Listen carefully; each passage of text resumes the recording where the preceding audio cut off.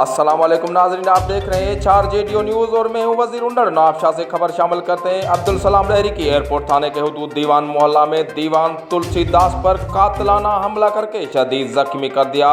जख्मी को करीब अस्पताल लाया गया, जबकि पुलिस ने एक जवाबदार को गिरफ्तार करके लाकअप कर दिया। जबकि मुतासरा हिंदू बिरादरी का SSP से मुलजमान मजीद मेमन और उसके बेटे सलमान समेत दीगर मुसल्लह मुलजिम के गिरफ्तारी और FIR दाखिल करने और दीवान बिरादरी को तहफ़्फ़ुज़ देने का मुतालबा करते हुए कहा कि कुछ दिन कबल हमारे पड़ोस में गाड़ी के खड़े होने पर मुंह मारी हुई थी, जिसके बाद आज मजीद मेमन और उसका बेटा सलमान मेमन दीगर मुसल्लह अफराद के साथ मिलकर तुलसीदास के गाड़ी को घेर कर निकालकर सख्त तशद्दुद की और फायरिंग की, जिसके बायस सख्त जख्मी हो गए। जबकि दूसरी जानिब पुलिस हम पर दबाव डाल रही है कि फैसला करो, और हमें मालूम हुआ है अभी कुछ देर पहले पुलिस ने सियासी आशीर्वाद और पैसे लेकर गिरफ्तार मुलजिम सलमान मेमन को रिहा कर दिया है। 4JDO न्यूज़ में फिलहाल इतना ही। मजीद खबरों और अपडेट्स के लिए देखते रहिए 4JDO न्यूज़।